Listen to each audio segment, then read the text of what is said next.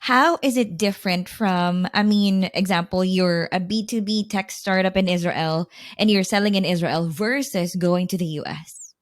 So it's extremely different because we're culturally different. We're just every country has its own culture and its own way of doing business. And I'll take you even to a more funny example. I mean, Okay. you have the US and the UK. And these are two English speaking countries, supposedly, that are very different in terms of the culture, manners, speaking style, what works, what doesn't work. What works in the US just doesn't work in the UK and vice versa. I am Maya and I am on the I Am podcast with lovely Mariah. Oh, that's very sweet. Welcome to our series entitled The I Am Podcast, a podcast about innovation, business, and most importantly, people. In this series, we'll be talking to founders, executives, and various experts about their vision, challenges, best practices, and lessons learned throughout their journey. Let's get started. Welcome to the I Am Podcast, the podcast where we share the stories of startups, founders, innovators, experts, and entrepreneurs. So, this podcast is powered by IamOps.io. Welcome to another episode. I am Mariah, and today I'm so excited to learn how she helps B2B startups grow, like how they onboard their first client. We need ROI. You guys need ROI for you to show your investors, right? So they help startups in Israel and US and the rest. She will tell us more about it. Please welcome on the show the CEO at Growth Engine, Maya Kaufman. Hey, Maya. Hi, Mariah. Thank you so much for having me. I am so excited. I've been following your posts and I have been getting value from it. And I'm sure startups and founders and entrepreneurs will also. Well, how are you? How are you? I am good. How about you? I'm excited. This year, I mean, this is very timely. Like, how to grow, right? Personally, professionally, career wise. So, how about you? Well, it's New Year 2023. Did you set yourself a goal or what? I know, I know. I think, the funny thing about recession is that growth gets this, new spotlight of like right now, it's almost like the only thing that matters is like, how we get more money in. So it's definitely quite exciting space for us to be in. And I think, New Year always marks this, start of something like a fresh start. Mentally you sort of turn a page in your head and you sort of say, 2022 was, and what's going to be in the book for 2023. So I'm a big fan of goals. We always have goals. For us, we're going to quadruple in 2023. After we've almost times 1,000 in 2022. So it's going to be an exciting journey. Wow. Wow. Okay. We can't wait to tell for you to share with us how to grow 1,000 times this last year. Amazing. Okay. But before we go to growth and your company, tell us more about you, your career background, personal background, and your passion.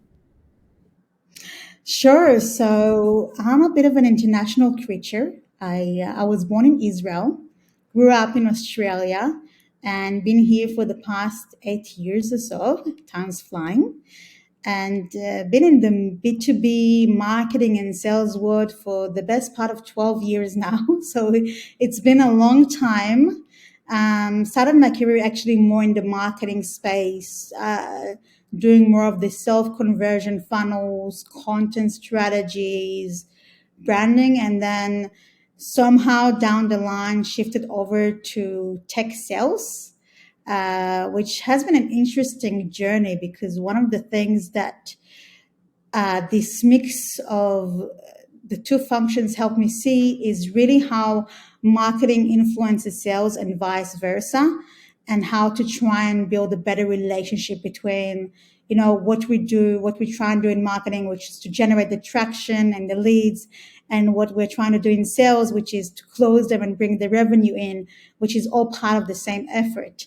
And I think it is also translated into what we do in Growth Engine to an extent, where we sort of look at marketing and sales as one holistic function that needs to drive revenue. So, they both work with the CRM, they both bring in the value in different ways. It needs to connect. And it needs to feed off each other as well, be it like, you're doing outbound versus you're doing content and inbound. It's all part of the same strategy, and it really needs to support it. So personally, I'm very passionate about tech and startup, and I love meeting entrepreneurs and people that have, that spark in their eyes that they're going to change the world with whatever solution they bring to market. I absolutely love that, and I really do enjoy it. I mean, my entire career was built from a lot of passion. So I don't really feel like I come to work every day. I feel like I just come to play, and every day is like a new game where I get to do what I love. So I guess I'm quite lucky in that sense that I really enjoy helping people better their interactions, how they convey messages, use the right strategies and tactics to get to the business results that they want. So I guess it really resonates with being an international person that comes from different backgrounds, sees different cultures, enjoys interacting with different cultures. It's been really good in that sense to be where I am professionally. Find a work that you love and you never have to work a day in your life. That's it. That's it. That's it. It's not a job. It's a passion. I love it. Okay, and you said yes, your entrepreneurial journey. I would love to, for you to share how it all started. Sure. So, I mean, Growth Engine did come about a bit of a Corona baby sort of venture. So, we did a lot of consulting for startups, not just here in Israel, but in Europe and the US. And then, in time, I realized that there was actually a lot of lack of knowledge in the market about how to go to market, acquire initial clients, do outbound marketing in a way that actually generates results. Like, a lot of the questions that I even came across was like, how do I even start an outbound, function? Or how do I even do it? Do I send an email? Do I go on LinkedIn? Do I make a call? Which data tools do I use? Do I need a CRM? Like, it sounds like very basic questions, but actually not so basic, because every little ingredient in that journey that you put together makes up the engine that you build for your company to generate revenue. So they're sort of small and basic questions, but actually big questions that I see a lot of founders, a lot of even VP sales and marketing thinking the head around in early stages of the startup. So this is where we started, coming in at that very early stage, and giving the advice and the feedback. And then in time, we started actually executing it for our clients, as not everyone has the time, bandwidth, um, to do it internally. So we started doing a lot of outsourcing outbound activities for clients, but in their system, so in their CRM, so that they can see it, track it, learn from it, and then in time, when they want to, they can also take it up internally and develop the function on top of the bases that we've implemented there. So that was the start of our journey. I've been fortunate to have a great team that joined me along the way in different countries. The majority of our team is in the US. So we are a bit of an international team. So a lot of the communication that we have internally is also on Zoom, which I guess suits the fact that, we're a COVID baby. Yeah. So, yeah, that's been our journey. It's a really product led growth, I would say, because it was kind of understanding what the market wanted and just giving it to them and rolling with it. So there was nothing intentional, but just trying to give clients real value and really help them build that growth mechanism, and seeing it generating results was an amazing experience. And it just attracted more and more clients to us. So that was our initial establishment of Growth Engine. I love it. Like you started working for a startup and you have to work around this specific budget and then you learned everything you have to learn, right? Your way until you implemented it to your own company. So, wow. Let us know how you do it. I mean, the outbound. How do startups grow? How do they get on board their first client? So, talk to us more about your process. Sure. So, I mean, it does depend a little bit on the product, and that is a very, I guess, important thing to take into consideration is that your strategy will have to change if you are trying to target SMB or enterprises, if you are trying to find more technical people or more creative people.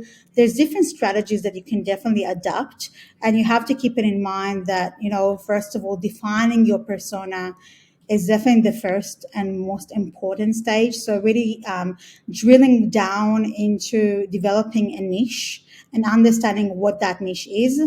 And when I'm saying be specific, I mean be specific is saying, it's VP sales that, for example, in our case, that don't have BDRs, or a VP sales in a company that raised X amount of money and don't have this function. And, be specific about the industry, the position, the makeup of the internal team, the budgets, any sort of information that from your experience can influence their decision, or that in your opinion you can offer value. Like, it might be that you can only offer value that to companies that, have a turnover of over 100 millions per year. And that's fine, because maybe you can only add 5% in the revenue margin with your solution.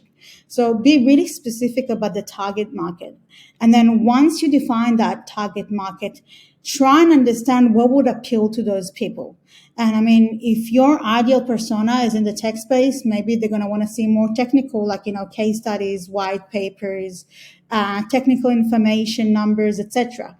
If your client is in a more creative space, like, in the marketing or sales space, perhaps you should send them a video. So, once you define your ideal criteria, you can define the channels that you want to engage with them and how you want to do it. So, I mean, the channels are always the same channels. For outbound, it's mostly email, LinkedIn, cold calling. And I can say that there is no channel that doesn't work. There's just different channels that suits different target markets. Like, I mean, it could be that your target market is just simply not on LinkedIn. I mean, there's certain industries that don't use LinkedIn so frequently, and that's fine. You might better catch them over the phone. The other thing to consider is that often one channel doesn't get the job done. So, I mean, it will get you to a certain extent, but, we all get distracted by messages. Like, we get emails, we get phone calls, we get LinkedIn messages, we see signs, like Yeah. everyone's trying to grab our attention to buy something, right? This is 2023. So you really sort of have to be a little bit persistent and try different ways to attract people. I mean, one of the things that we really like to do at Growth Engine for our clients is definitely, once we see some sort of engagement on another channel, like, let's say, be it email, then we'll try and give them a call, because, if they've made an engagement but they haven't converted for whatever reason, we're going to try and implement another channel to get their attention. And also trying to sort of monitor whether you have engagement on one or two channels is a very good catalyst to whether you should add another channel and try and hunt that person down, be it, for a no or a yes. Especially with outbound marketing, because you're sort of going, well, even if you are going ABM, so even if you have like a targeted list of customers that you do want to reach, you're still spreading a net, right? Because let's say you want to do business with Walmart. Maybe, like, if you're working in the enterprise space, there could be, 100 people at Walmart that could do business with you, right? This company has thousands and thousands of employees. So, you are still going to spread a net and trying to attract those people and create a conversation with them. So, it could be that some of them will be more engaged than others with your messaging. And those are the ones that you're going to want to then pull into a smaller target list and really try and, get in contact with them in any possible way to see if they can do business with you. So what I understood is first you have to develop or the buyer persona. You really have to niche down, like the industry, the size of the company. revenue, things like that, right? And so you know how to like appeal to them, and then the channels where you can appeal to them or you can reach them out. So regarding reaching out, you said email, LinkedIn, cold calling, right? Do you have like at Growth Engine, do you also help them with the proper messaging, like okay, this should be the sequence of the messages you have to send them? Yes, yes. So we do develop a sequence of messaging for every client that we work with, based on our experience. And there's definitely things that we can see across the board that can work better than others. So there's definitely a format of messaging that we see that works better for certain clients. For example, in the enterprise space, usually the more punctual, straight to the point messaging that explain how you can deliver an ROI with some sort of example, even if you can throw in, a line from a case study or do some name dropping of a few companies that you work with. That would generally be the format that works better for enterprise companies. I mean, this is just a general rule, right? There's lots of testing that we do in that space. And then for the smaller businesses, surprisingly, longer messages can work really well. So, like the more you repeat the value proposition and the financial figure of the benefit that you can deliver to them based on your past experience, case study, type of ROI you've developed with similar clients, the more likely you are to actually get a response. And I mean, it's quite funny to say that there's definitely different things that resonate with different people. And this is just one example of many. But there's definitely a lot of best practices that go into play when you develop an outbound strategy. And I definitely recommend to look it up. And, there's lots of resources online as well about, which subject lines work. Good email templates that some people share. So I definitely recommend to research it a little bit before you go and actually execute it. Yes, right. So there's a ton of templates and you have to find out what's working, because a lot of CEOs, example, they say okay, I LinkedIn, there's a lot of messages I receive, and sometimes they just get like sunk into the inbox or lost in the inbox. So you really have to appeal to them. I mean, try out different channels. Start up in the pre-seed, so they're really lean and maybe the marketing person is only one. How does it work? I mean, when they get Growth Engine to help them. So with Growth Engine, it's really the strategy is really per client. So we don't have a generic strategy when we do it for you. We rather sort of, first of all, it depends on whether your clients are SMB or enterprises, and it makes a big difference in terms of how we approach them. And then the channels also depend on where the people are. So, I mean, there's certain industries where we know that the target market is really active on LinkedIn. Like, for example, tech startups are really active on LinkedIn. It's really like easy to get to decision makers in startups via LinkedIn. So like if that is the target market, then we'll definitely go with LinkedIn, but we'll never go with just one channel. And I think that the key of the message that I'm trying to bring to the table here is definitely don't limit yourself to one channel, because the results that you can get by using only one channel versus using multiple channels are just not the same. You will get much better results. Okay, and how do you help people build a list? So usually they don't have that email list, right? So how do you help them with that? So there's different tools in the market. First of all, that people can use. I mean, there's Zoom Info, Demand Science, Lucia. There's tons of tools in the market. It really also depends on how niche the target market is. Like, for example, for certain companies, like we have a client that works with the nonprofit sector, and whilst there is some data in the tools, the data tools, there's a lot more data right on the internet regarding nonprofit organizations and charity organizations. And so we do use a mix of those data tools and actually researching. So what's really important actually before you start an outreach process is to build a list of very targeted people that suit your profile. And even if you are working with the tool, Don't just rely on the basic filter of like industry, company size, title, etc. Because what you will find if you look through the list is that it's not accurate. So a lot of the times those data tools will pull out like, 60%, 70% accuracy, and then you'll have a lot of titles that don't belong to your target group that, probably won't buy your product. And if you just look at the title, you'll be able to pick it up. So, I mean, having those people in your outreach list and not filtering them out before reduces the results of your effort. So you are going through the effort, you're doing it, you're waiting the time to get the results because we know that an answer doesn't come in after a day with outbound. And then you're reaching out to the wrong people, so you're not going to get the results. So, and I mean, the more accurate the lists are in terms of having the ideal buy criteria on your list, the better are the results. And this can sometimes be a 40% difference, 50% difference. Like this is huge. Wow. Okay. So yeah, so you really need to do due diligence in your like Yeah. researching before you even start outbound. Okay. I got that. And okay, you also help them with content development, right? So they go to the emails, different channels and on social media. So how do you help them usually with content development? Sure. So, I mean, it does depend on what stage the startup is. I mean, if a startup is usually very low on budget, even just outbound activity with no content can definitely do the trick in terms of getting those new customers on board and filling up the pipeline and showing investors the MRR or ARR. And that's what essentially gets you what you need in order to do your job properly. Content comes into play in two ways.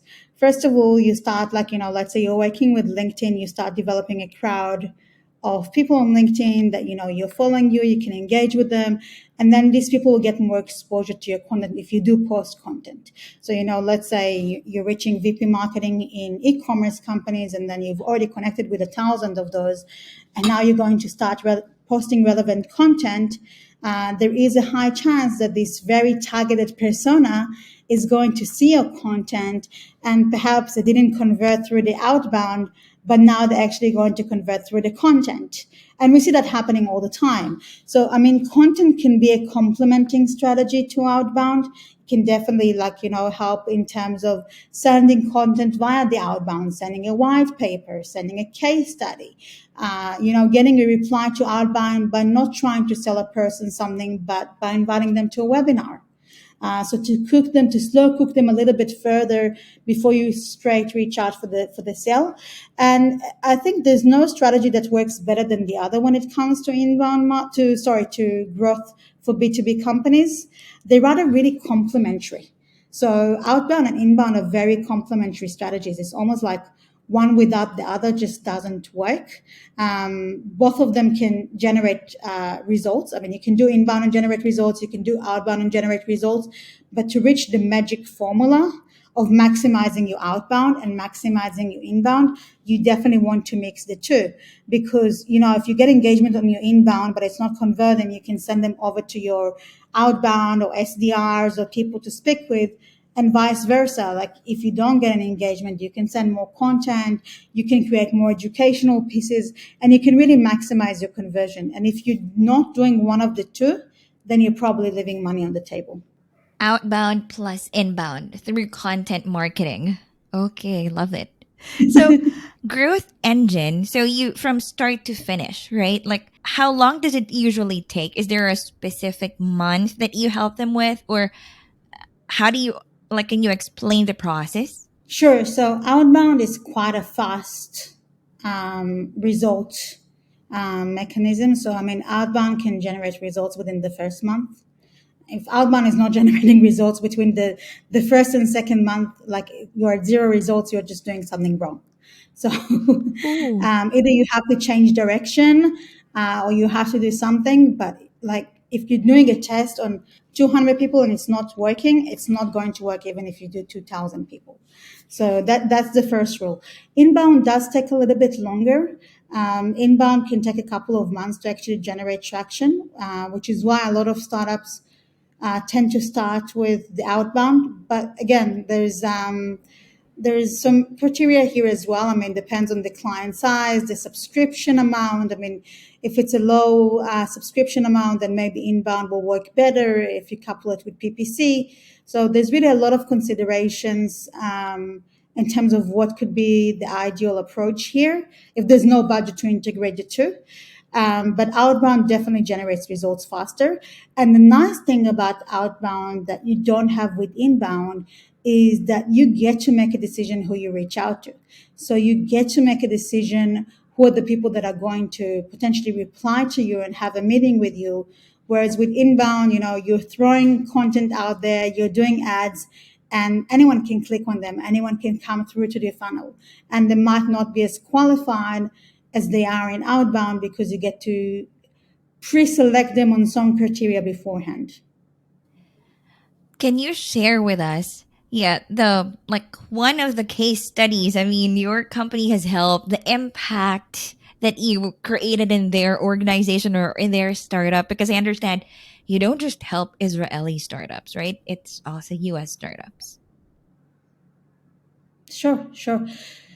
So there's really a lot of case studies that we've managed to get success. I mean, from generating hundreds of thousands of dollars in MRR and ARR within a few months to pipeline of a few millions. I mean, it really depends on the client size. A lot of our clients do go for the bigger deals, so they hardcore sell to enterprise. So the deal ranges starts between 50 to 100K just to work with them. Some of them even have a POC of 25K, and then working with them is like $500,000 per year.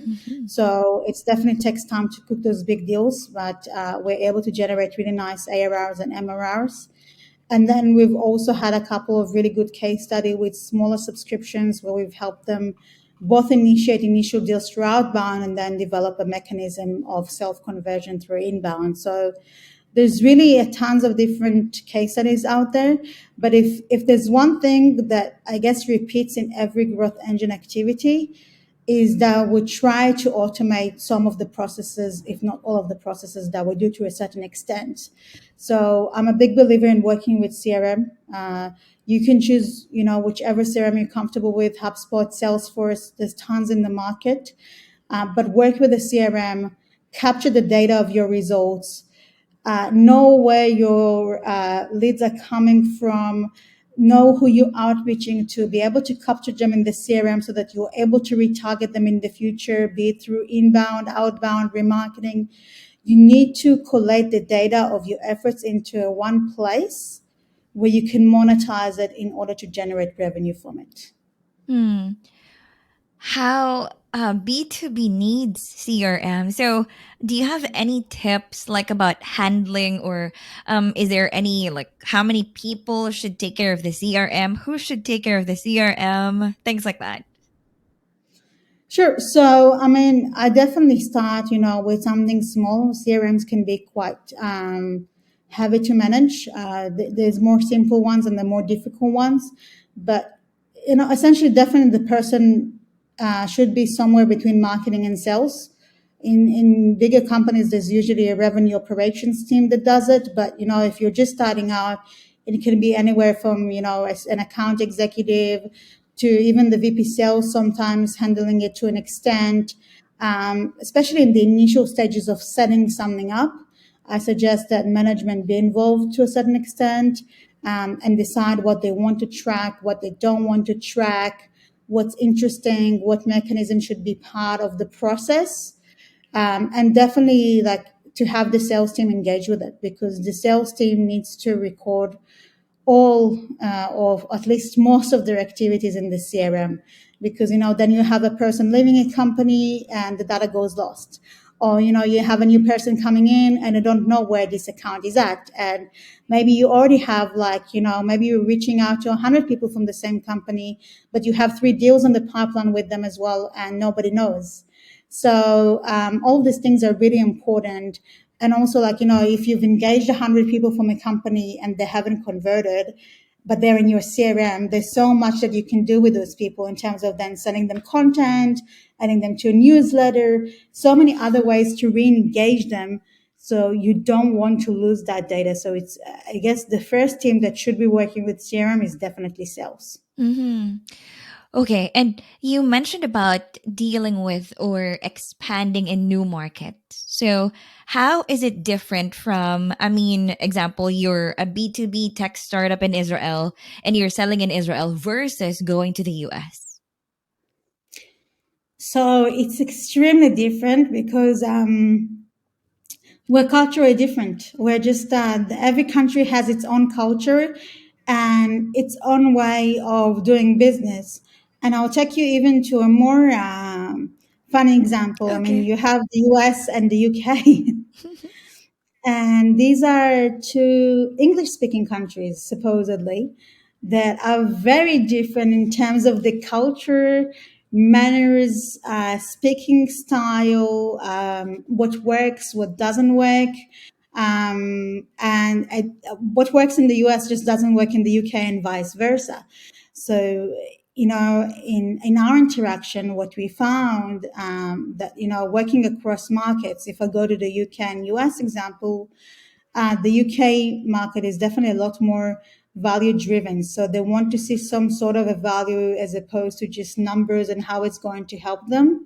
They want to understand, what value you can bring to the table. Who are you? What's the value of such offering before they want to get into the numbers. Whereas in the US market, a lot of the time it's like, okay, just show me the ROI and show me the numbers. And that grabs a lot more attention in the initial phases.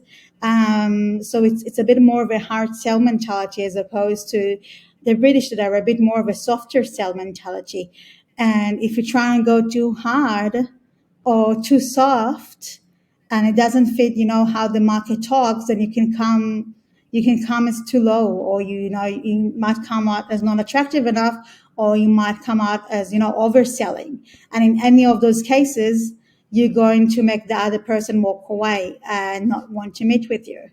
So it's so different. I mean, US and Israel, completely different nations, completely different culture. I mean, there'll probably be Israelis listening to this, but in Israel, we tend to be a little bit more straightforward and direct in our approach.